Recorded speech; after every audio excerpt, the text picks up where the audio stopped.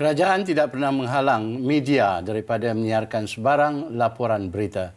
Perdana Menteri Datuk Seri Ismail Sabri Yaakob berkata, kerajaan sentiasa mendengar dan prihatin terhadap setiap laporan yang dibangkitkan. Malah ada antaranya dijadikan panduan pihak berwajib untuk mengambil tindakan susulan seperti penyaluran bantuan untuk kesejahteraan keluarga Malaysia.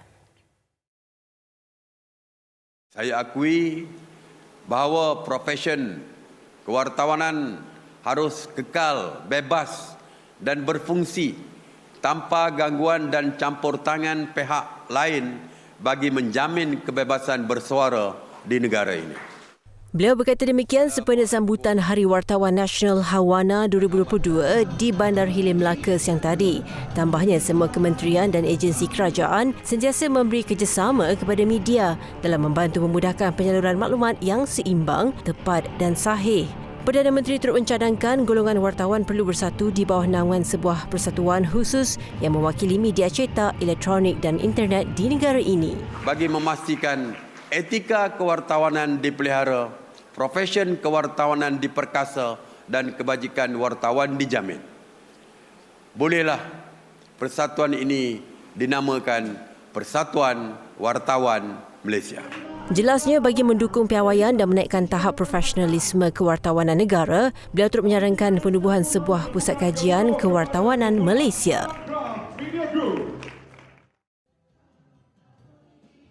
Sementara itu, pengamal media hari ini sebelat suara mahu wartawan Malaysia diberi ruang dalam menyampaikan laporan sahih dan seimbang seperti termaktub dalam Perlembagaan Persekutuan. Perkara itu merupakan antara 5 intipati Deklarasi Melaka 2022 yang dibacakan pemangku pengarang Kumpulan Berita Harian Datuk Ahmad Zaini Kamaruzaman bersama ketua-ketua pengarang media yang lain pada Majlis Kemuncak Hawana 2022, termasuk pengarang Kumpulan Berita dan Ehwal Semasa rangkaian televisyen Media Prima Kamarudin Mapek. Pertama, kewartawanan dipelihara dan diiktiraf sebagai institusi negara. Kedua, menghormati hak wartawan menjalankan tugas. Ketiga, menjunjung perlembagaan dan prinsip rukun negara.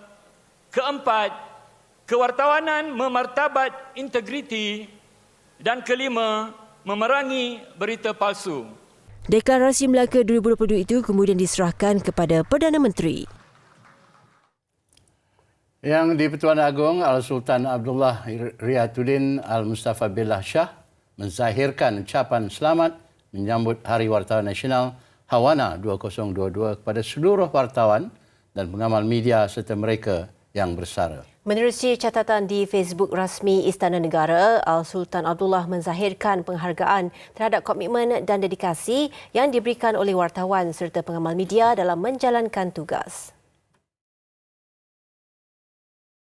Menurut catatan itu, ini termasuk menyampaikan maklumat dan melaporkan berita yang tepat, terkini sama ada menerusi televisyen, surat khabar, radio maupun portal dalam talian.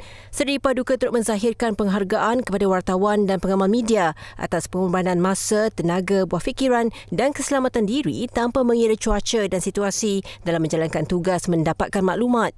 Dengan ledakan maklumat di internet dan media sosial, Seri Paduka menasihati wartawan dan pengamal media supaya sentiasa mematuhi undang-undang dan menjaga etika kewartawanan serta memastikan integriti dan accountability dalam setiap pelaporan berita yang disiarkan. Menyifatkan wartawan sebagai wira yang tidak didendang, Seri Paduka bertitah peranan wartawan dan pengamal media juga amat penting dalam pembangunan negara dan memupuk perpaduan rakyat berbilang kaum dan agama.